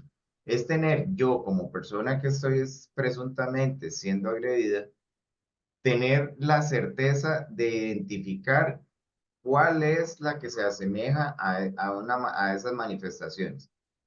Vi casos donde la persona decía, es que me acosan laboralmente de conformidad al artículo 208, sí, pero no importa que sea solo una manifestación, pero que vaya bien detallada en estas situaciones. Entonces, habría que verlo ya, el caso ya concretamente, qué fue lo que pasó para poder ya determinar qué fue la conducta que se revisó y cuáles fueron los asuntos que al final dieron al traste para que no se determinara el acoso como tal. Tenemos a la doctora Alejandra Rodríguez nos había escrito que cuántas veces debe presentarse la conducta para que se considere acoso laboral. Realmente la conducta, eso es muy variable, ¿verdad? Como no tenemos una norma definida respecto a esto, la jurisprudencia la estableció en una continuidad de 6 meses. Ahora, hay situaciones que no necesariamente tenemos que esperarnos a que pasen esos 6 meses para poder denunciar. Conocí un caso de una persona que eh, simplemente se separó de un puesto porque tenía procedimientos administrativos que no tenían nada que ver con la separación del puesto, ¿verdad? Entonces, imagínate, si me separan, no es una medida cautelar, simplemente fundamentan de que hay una pérdida de confianza porque tengo procedimientos administrativos. Para poner un ejemplo, eso es un hecho que sí precisamente y se determinó como tal como un hostigamiento laboral. No sé en qué etapa estará, pero sí tuve conocimiento de ello, ¿verdad? La persona que lo llevó en el CIPA determinó que sí era, pues, era una condición de hostigamiento laboral. Entonces, hay situaciones que no necesariamente tenemos que darlo. Ahora, lo que establece también la literatura es que es un hecho continuo en el tiempo. Y la continuidad cuando se da, cuando hay más de una oportunidad que se realiza esta acción. Entonces, si es continua esta situación en el tiempo, si es repetitivo, si en un mes lo hizo, al otro mes lo hizo, entre 15 días lo pudo hacer otra vez, entonces ya aquí estamos en una conducta que no vamos a esperar 6 meses a deteriorarnos físicamente ni mentalmente para poder interponer la denuncia. Saludar a la licenciada Zamora y a don Oscar Vargas, que siempre con don Oscar nos reunimos con alguna frecuencia. Hay algunas Mire, veces nos vemos, doctor. Este año sí, no nos hemos visto. sí, bueno, con don Luis Bolaños, sí, Y ¿verdad? doña Gabriela, sí. Y doña Gabriela, ahí es donde va mi comentario, don Oscar. Bueno, un cordial saludo a toda esta gran cantidad de participantes que tenemos de afiliados y afiliados de Ciprosimeca, gracias a Dios. En las capacitaciones siempre hay buena participación. Mi intervención es muy rápida, ¿verdad? Yo conozco algunos de los casos que han estado comentando por acá y algunos están en proceso, pero la indicación que les quería dar a todos y para que también la divulguen por ahí es que nosotros tenemos reunión todos los terceros jueves con la Dirección de Bienestar Laboral, con don Luis Bolaños y la licenciada Ramírez, donde llevamos casos de este tipo. Ahí, con la licenciada Quesada, se toma nota de cuál es la situación que se tiene, se coordina con don Luis Bolaños o con la licenciada Ramírez y los jueves se les da audiencia al afiliado, se discute la situación que tiene, se ve cuál es la mejor orientación que se le puede dar o qué es lo que se debe hacer, se hacen reuniones con el jefe de servicios, se hacen reuniones con el director médico y si no se resuelve el asunto, continuamos hacia otras vías, ¿verdad? Entonces, la recomendación en ese sentido es que si alguno de los afiliados tiene alguna situación especial que quiera que lo valoremos en las reuniones de los terceros jueves con la Dirección de Bienestar Laboral, puede comunicarse con nosotros, con mi persona o con la licenciada Quesada o con el doctor Orozco, que es el secretario de Conflictos y Asuntos Laborales, para meterlo dentro de la agenda que tenemos los jueves terceros y discutir el asunto, valorar el asunto y orientar al profesional que tenga algún tipo de conflicto. Solamente eso, un abrazo para todos, me alegra mucho la buena participación, excelente charla, excelente orientación y felicitaciones a la doctora Tremiño por traer todo este tipo de temas que hemos estado viendo a lo largo de la gestión de ella como secretaria de Educación y Cultura. Muchas gracias. Y mira, cuando las jefaturas tienen este tipo de problemas porque alguien está abusando con su situación, desgraciadamente, aunque a uno le caiga mal como subalterno, si le llaman la atención, ¿verdad? Porque, para ponerle un ejemplo, si yo soy dirigente sindical o una situación de esas, dentro de la normativa establecen los permisos para asistir a las reuniones de sindicatos. Entonces, eso no me da derecho a mí a que yo esté todo el día atendiendo las llamadas del sindicato dentro de mi jornada laboral, porque para eso hay una situación, hay momentos en el cual se le otorga eso. Entonces, pongamos este registro ahí para ponerlo en ejemplo. si la doctora llega y le llama la atención, mira, pero es que vos estás todo el día con esto. Si mal no recuerdo, ya hay directrices de eso que la misma institución ha realizado, ¿verdad? Entonces, ¿qué es una manera sencilla de llamar la atención? Hacer recordatorios de todas estas situaciones. Se da mucho con la vestimenta. Ahora que estábamos después de la pandemia, que uno se relajó y ya no iba con corbata, ya iba más casual, ¿verdad? Entonces, ¿qué fue lo que pasó? Vino un recordatorio de lo que es ¿cómo se llama? Cómo se tiene que ir vestido a la oficina. Entonces, son cuestiones de que yo no lo podría ver como un registro excesivo de esto, siempre y cuando yo me esté haciendo un recordatorio. Ahora hay situaciones que también se dan. Los tiempos de alimentación. Es muy dado que nosotros tomemos más del tiempo de alimentación.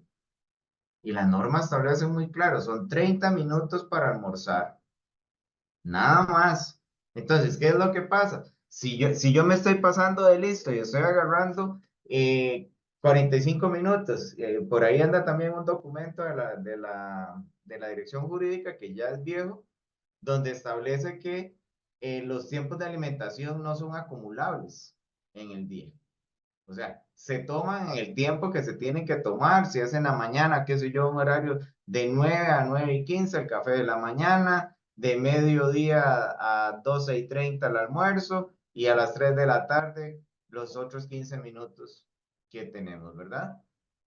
Para poner un ejemplo, entonces no podemos acumular, mira, es que llego a un acuerdo con la jefatura y voy a tomar 45 minutos. O sea, no lo podemos hacer. Entonces ahí nos vamos a la normativa y les decimos, mira, es que no pues, se puede hacer esto. Recordemos de que lo establecido para la alimentación es de 30 minutos. Y así sucesivamente porque hay un montón de regulaciones institucionales en cuanto a esto, ¿verdad? En el cumplimiento de la jornada, que el mismo reglamento interior de trabajo establece que se debe cumplir con el horario, ¿verdad? Que uno debe estar a la hora establecida.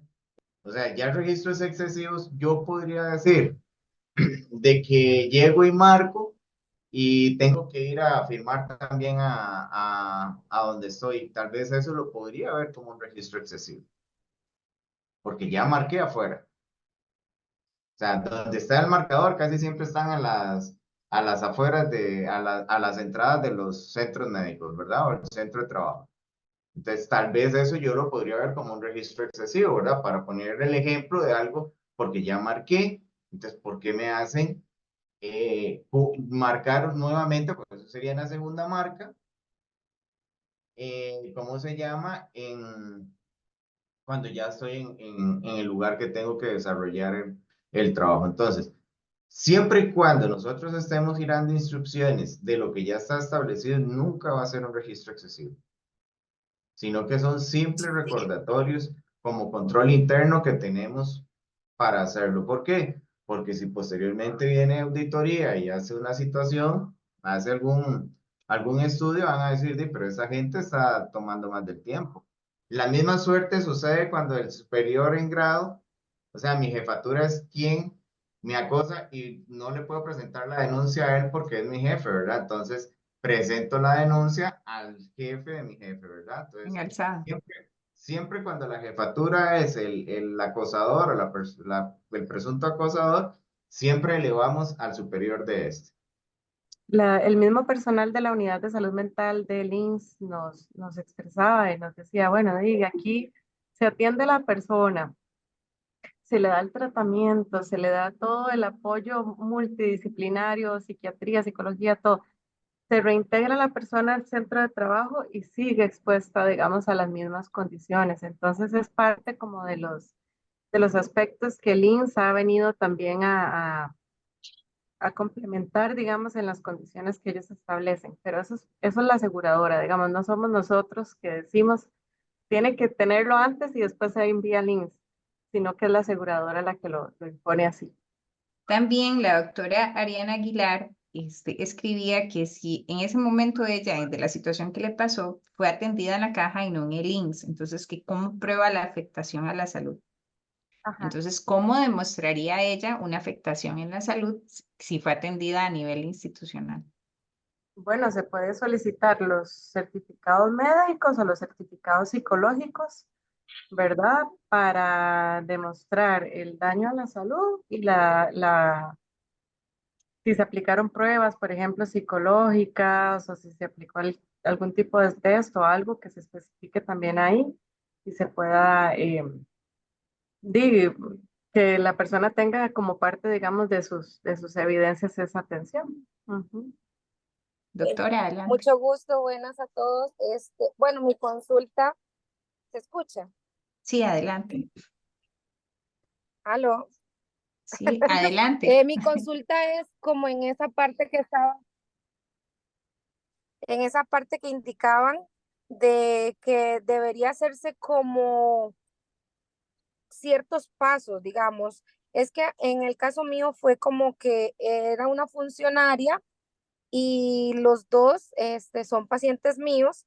Entonces, digamos, yo hice la referencia al INSS, el INSS la rechazó y también por toda la afectación psicológica se mandó a valorar a psiquiatría también porque ya ella tenía pues un tiempo, la medicación, pero el INSS le rechazó a ella el caso. Entonces, digamos, si hubiese algunos rubros de que cuando uno atiende un caso de estos, cuáles son los pasos que uno debe de seguir y en qué orden y a qué entidades.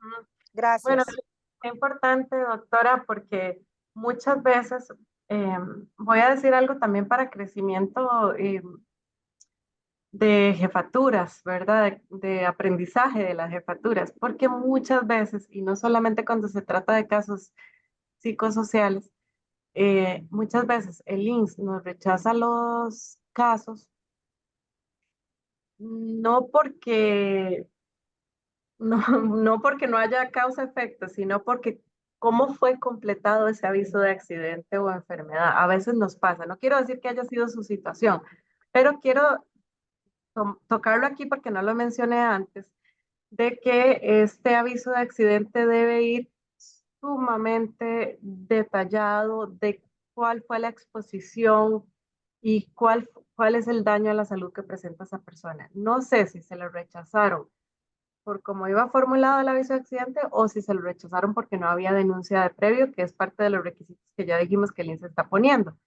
Pero para poder solventar esta situación, ¿qué hemos hecho nosotras en el CISO? Lo que hicimos fue hacer como una diferenciación cuando se trata de exposición a factores psicosociales. Entonces ahí los que son jefes van a ver que uno puede poner un check para identificar si es una situación psicosocial, si es por exposición a riesgo psicosocial. Entonces se le da check y ahí, cuando se le da check, el sistema habilita una serie de espacios adicionales para que se pueda detallar más información de la exposición psicosocial.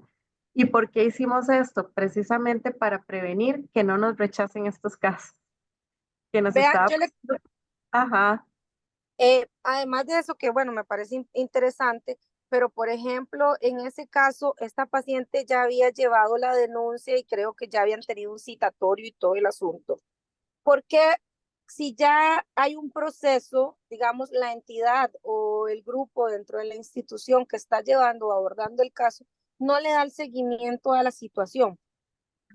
¿Qué situación, digamos, si requiere o no requiere atención psicológica, si requiere o no requiere denuncia al INSS? Porque ella llegó a mí como a Levice, digámoslo así. O sea, es una situación que yo no sé si se le niega o bien si no se logra demostrar, porque digamos, por lo difícil que es el asunto, por la complejidad, y ya son, ya son usuarios del CIPA, si no me corriges, donde se puso la denuncia, ¿por qué ellos no hacen el despliegue a los diferentes lugares de referencia y atención inmediata? Digamos, ese paciente nada más no se demostró y a veces la afección sigue. Vamos a ver, en este caso sí había presentado una denuncia. El INSS, vamos a ver, pide que se haya presentado denuncia. No sé cuál fue el motivo por el cual se rechazó. Si aún, digamos, la persona demostrando que hay denuncia en la vía administrativa, que en este caso es en el CIPA y demás, y aún así le rechaza el caso, todavía nosotros, Red de Salud Ocupacional, les podemos orientar para que presenten nuevamente el aviso de accidente y a veces hasta les ayudamos a montar un oficio donde se detalle toda la situación y se vuelve a mandar al INSS, ¿verdad? Entonces, bueno, y todos estos vacíos que usted dice, esos vacíos han existido y por eso es que estamos también aquí, ¿verdad? Para que las personas, primero, para tener un documento normativo, complemente todo, ¿ok?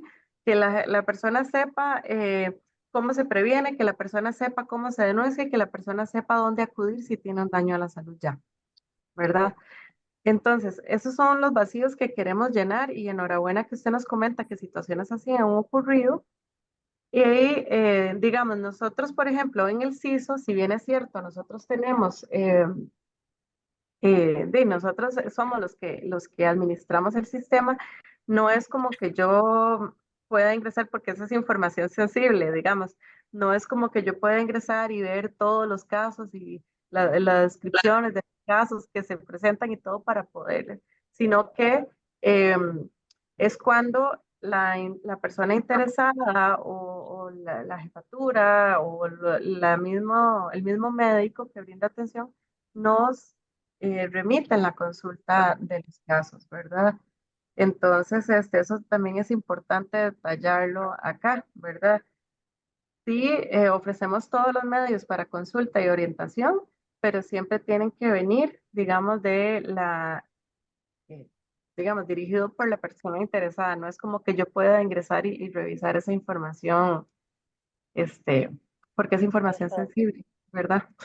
Perfecto, Muchas perfecto. gracias, ingeniera. Gracias, doctora Karen. Licenciado, hay Gracias. varias preguntas sobre el término de la denuncia. La doctora Susana Esquivel Aguilar pregunta que dónde se pone específicamente esa denuncia. Aparte Ok. de eso, por ejemplo, también la doctora Silvia García Valerio dice, cuando se pone alguna denuncia, siempre se debe dar conocimiento a las dos partes. Entonces, son como preguntas sobre la denuncia. ¿Y cómo se prueba? Dice la doctora Aguilar, ¿cómo se aportan pruebas en casos en donde solo estaba la persona a solas con la otra persona? Y inclusive a veces se cierran la puerta. Entonces, ¿cómo se trabaja en la denuncia en este caso? Porque me imagino que para la denuncia hay que presentar pruebas y ella no las puede aportar. ¿Dónde se hace? Si se dan a conocer a ambas partes. Licenciado, adelante. Ok. Muchísimas gracias. La denuncia se interpone, como lo dije anteriormente, la denuncia se interpone ante el superior o la jefatura de la persona que presuntamente es el acosador, ¿verdad? Ahí es donde se interpone la denuncia. Eh, Se presenta el documento, llevan la copia para que le den de recibido, para que usted tenga comprobante de la presentación de la misma. Eh, la, ¿Qué prueba debe tener? Bueno, en estos casos, al igual que, que el acoso sexual, en su mayoría de eventos se dan una situación de intimidad, ¿verdad? Entonces, de ahí es la importancia del desarrollo de la denuncia, de que sea muy preciso qué fue lo que le dijo y dónde lo dijo y cómo se dio la situación. Entonces, uno tiene que entrar a valorar, ya como órgano director, este tipo de situaciones, ¿verdad? Lo que nosotros llamamos la sana crítica racional, ¿verdad? Entonces uno de una u otra manera tiene que dar credibilidad a lo que dice la persona por ese ambiente de intimidad. También en algunas ocasiones, pues, hay correos, eh, puede que en alguna situación existiera algún testigo presencial de alguna de estas acciones que se realizaron. Entonces, todo eso es lo que nosotros podemos aportar como prueba. Mucha gente le dice, bueno, es que no tengo prueba de nada, ok, no, yo he tenido acosos laborales donde simple y sencillamente no tenía prueba, ¿verdad? Simple y sencillamente la persona hizo una buena redacción, fue concreta a la hora de hacer su denuncia y se lo pudo determinar la acción, ¿verdad? Si un funcionario acude a la Comisión de Salud Ocupacional por acoso, lo primero que debe hacerse es reenviarse la consulta del médico de AIT para que éste llene el CISO y lo reenvíe al INS. ¿Estamos haciendo este procedimiento correcto? Bueno, ya es médico.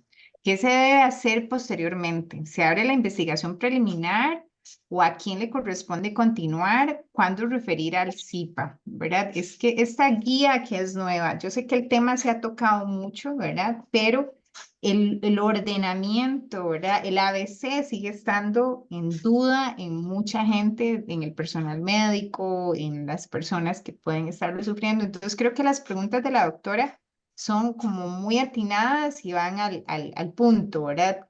Si ella está procediendo en cuál es la línea a seguir, no sé si tanto el licenciado Vargas o su persona ingeniera pueden dar este ABC, ¿verdad? Como una escala de cuál es el ordenamiento a seguir. Muchas gracias.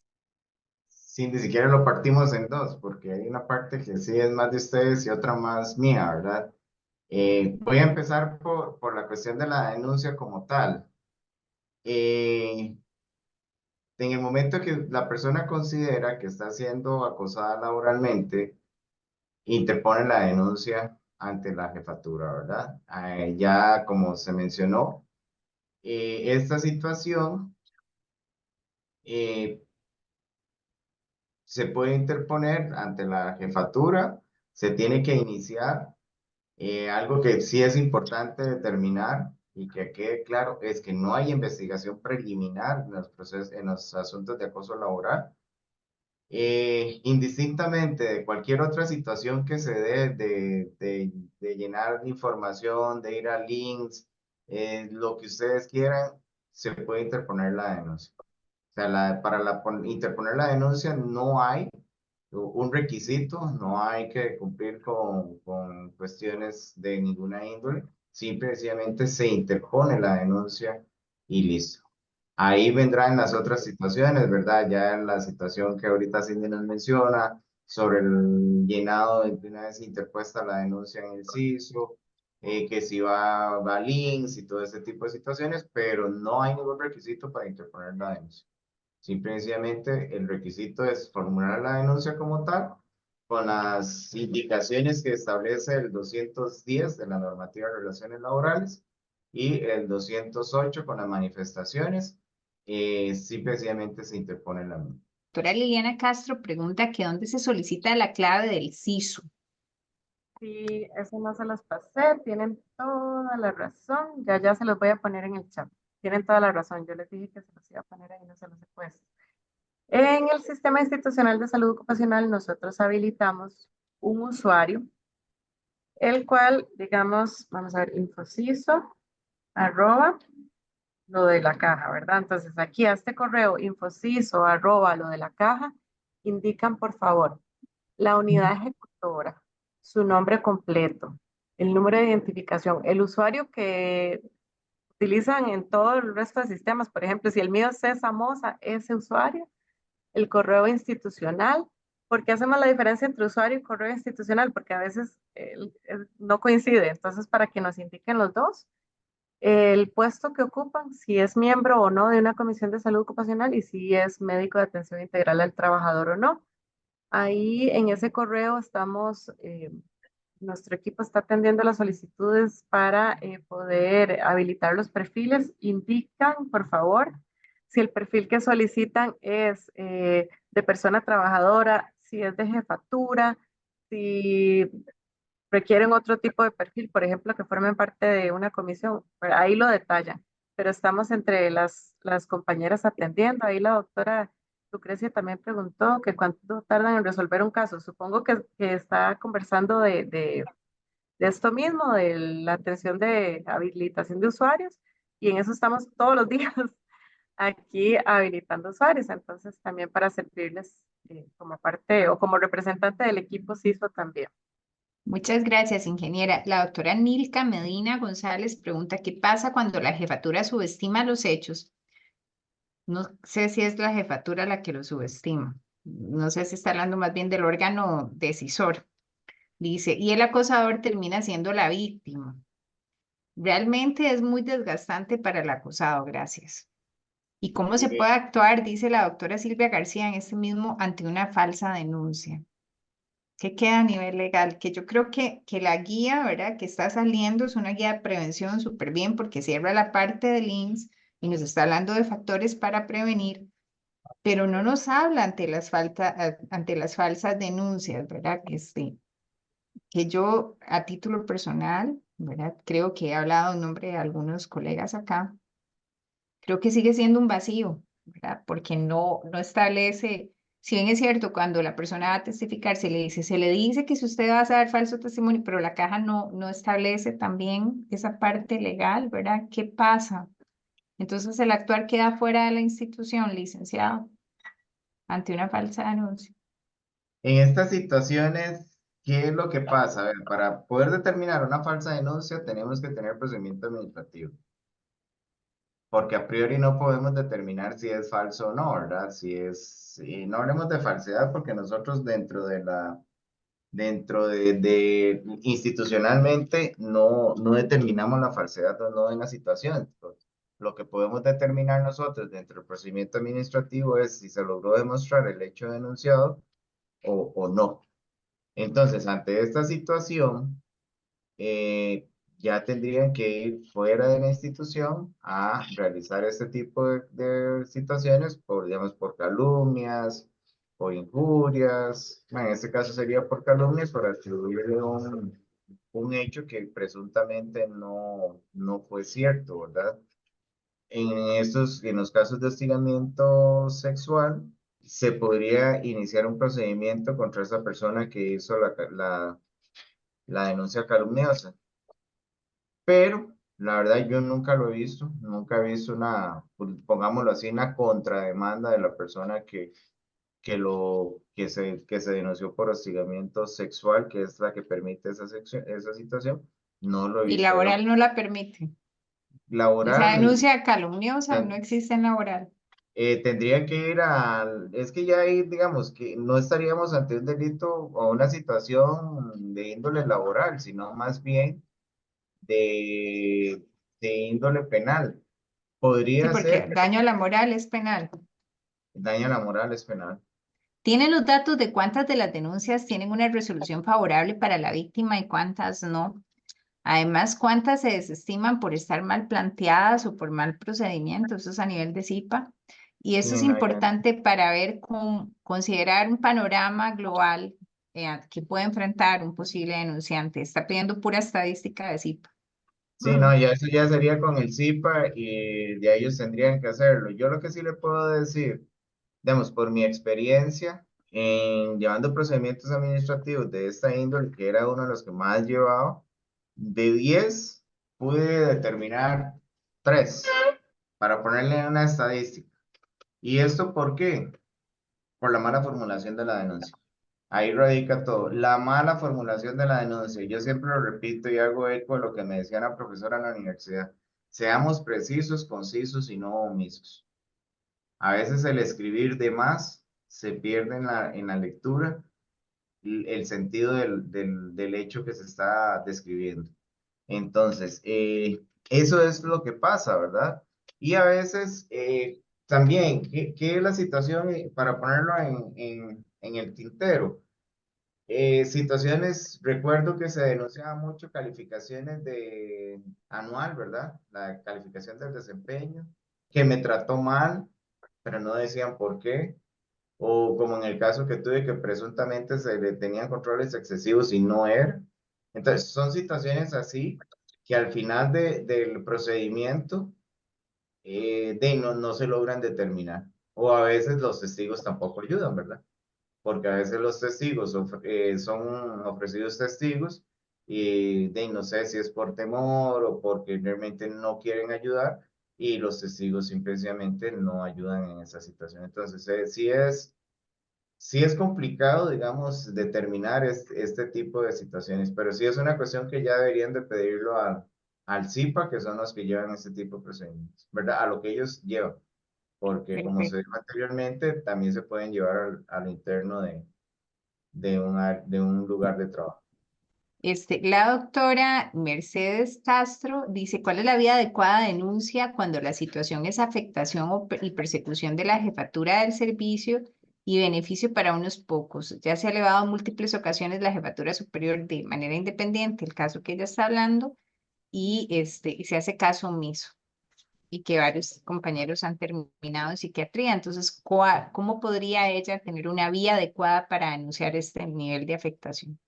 Bueno, la vía adecuada es, si tiene, como lo dijo ahora Cindy, ¿verdad? Si ella tiene consultas, se puede presentar como prueba. Ahora, no necesariamente las consultas son plena prueba, ¿verdad? Porque, digamos, esta situación tiene que quedar muy clara. El doctor Andrés Zumbado pregunta, se habla de la denuncia, que la denuncia debe presentarse ante la jefatura inmediata del acusador, pero en el caso de una jefatura que requiere poner la denuncia contra un subalterno del mismo servicio, ¿dónde se pone la denuncia? Igual, ante el superior del subalterno. O sea, va a ser el Pero si superior. es el mismo, Es que es el jefe, o sea, va en el mismo sentido. Si yo voy a denunciar al jefe, tengo que ir al superior de la jefatura. En este caso, como es el jefe quien va a denunciar a un a un subalterno. subalterno, porque, ¿cómo se llama? Para entenderle, el jefe es el que está sufriendo el acoso. Ajá, Es es ascendente. Entonces, ¿qué ajá, es la situación? Entonces, yo tengo que ir ante el superior ¿cómo se llama? En alzada, o sea, mi jefe, yo soy el jefe a mi jefe superior, ¿verdad?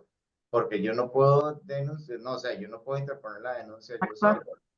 Yo no puedo iniciar el procedimiento, para darme a entender, Ujú. sufre la misma situación. Yo no puedo iniciar un procedimiento porque yo soy el afectado. Entonces, para poder denunciar a esta persona, como yo soy la jefatura, tengo que ir ante mi superior. Eh, un estudio de clima organizacional no va a determinar si existe o no existe acoso laboral. Hay que ponerlo en ese sentido.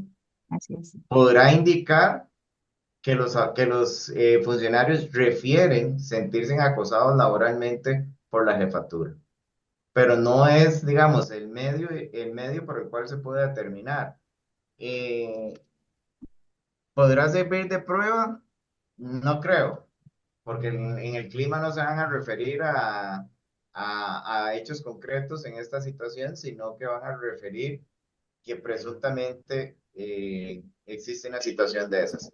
¿Se puede presentar una denuncia de forma colectiva? Sí, pero tiene una particularidad.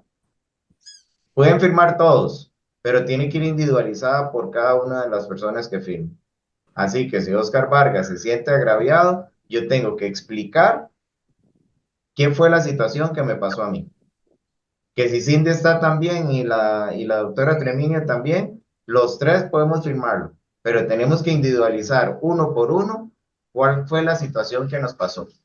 Porque yo no puedo hacerlo en abstracto, porque yo necesito saber qué fue lo que le pasó a cada uno para hacer la intimación y la imputación a la persona. Entonces, ahí es donde tienen que firmar, o sea, todas las personas que firman tienen que individualizar su hecho. Entonces, mejor hacerlo por separado, porque al final va a ser lo mismo, ¿verdad? Se presenta en un solo documento, pero yo tengo que individualizar mis hechos uno por uno. La doctora Angie Mrenick tiene dos preguntas también muy puntuales. Dice, cuando el resultado final de la investigación de lo que debe hacerse se le da al jefe del servicio y cuándo le corresponde el veredicto al CIPA. Vamos con lo primero. El CIPA lo que determina son hechos probados y no probados. Entonces, ¿qué es la situación? En el informe de conclusiones se va a determinar que Oscar Vargas fue responsable o no fue responsable. Eso se le traslada al decisor, que son las jefaturas, y ellos son los que van a tomar las decisiones que correspondan. ¿De qué? Si es responsable, la sanción que sea correspondiente, y si no, pues del archivo del caso. Pero en estas situaciones se da de esa manera. En el procedimiento administrativo se determina si hay responsabilidad o no, se hace el informe, se hace en esa línea y se le traslada al decisor. Ahora, ¿el decisor se puede apartar de lo que diga el CIPA? Sí, sí se puede apartar, siempre y cuando lo fundamente, ¿verdad? Tiene que tener un fundamento de mucho peso para poder desvirtuar lo que dijo el CIPA. Entonces, porque técnicamente, en la práctica, ¿qué es lo que se hace? Uno les manda el informe, se lo piden en Word y se basan en el informe que hizo uno del procedimiento para hacer la sanción, ¿verdad? O en su caso, archivar la situación. Eso es, digamos, como las etapas que se dan en este tipo de situaciones. Cuando uno hace la solicitud del procedimiento administrativo, en el caso de hostigamiento, en la parte donde uno debe indicar la imputación en grado de probabilidad, ¿qué es lo correcto? Digamos, tengo que decir nada más puntualmente que se imputa en grado de probabilidad que la funcionaria tal realizó o ha infringido hostigamiento a la funcionaria tal, o copio textual la denuncia a la funcionaria, o se le imputa en grado de probabilidad las manifestaciones que la funcionaria está, ¿cómo se llama?, denunciando. ¿Cuál es el punto correcto? Licenciado, tiene... Sí, en esta situación, doctora, se puede dar lo siguiente. Yo sé que ustedes son médicos, no estudiaron derecho, y a mí, cuando yo ocupo algo médico, pido el criterio de un médico, ¿verdad? Aquí se puede hacer dos cosas, o puede copiar las conductas, o sea, hacer un resumen de, porque si la denuncia es muy larga, pues no tiene ningún sentido copiar todo, ¿verdad? Pero sí, digamos, como hacer extractos de la denuncia, digamos,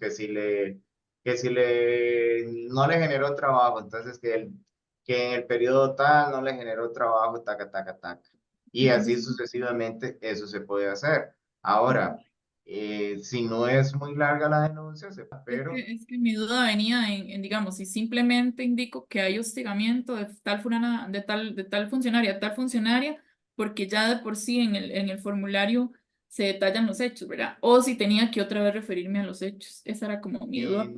No tiene que es que digamos, aquí hay que individualizar esta situación. Yo no sé si ustedes han visto los traslados de cargos que se hacen en el CIPA. Uno en los hechos sí transcribe casi toda la denuncia, ¿verdad? Porque ahí sí tiene que ir paso a paso. Y al final la imputación es como un resumen de todo eso. Entonces, se le imputa en grado de probabilidad al fulano de tal, a la total, le gritó a fulano, y que también de igual forma de mes de marzo del 2023 a febrero del 2024 le tiraba los papeles. Entonces vea que aquí estamos haciendo, digamos, como un resumen de de los hechos que presuntamente acadecieron. Entonces eso también es una forma de hacer una imputación, ¿verdad? Primeramente, volver a agradecerles a la licenciada, a la ingeniera Cindy Zamora y al licenciado Oscar Vargas, y de paso nuevamente a don Luis Bolaños por la oportunidad de tener de primera línea una situación que está recientemente publicada en la Webmaster, que es una guía para la prevención del hostigamiento laboral, un tema sobre el que se recae una y otra vez, porque es sumamente importante abordarlo y tener el conocimiento motivado para las tomas de decisiones, tanto en las partes que son muy particulares, ¿verdad? En los casos particulares, como para la generalidad, para los que somos directores, jefes, o para el empleado público en general. Sabemos que esta guía de trabajo es sumamente importante, es algo que es un esfuerzo más a nivel institucional.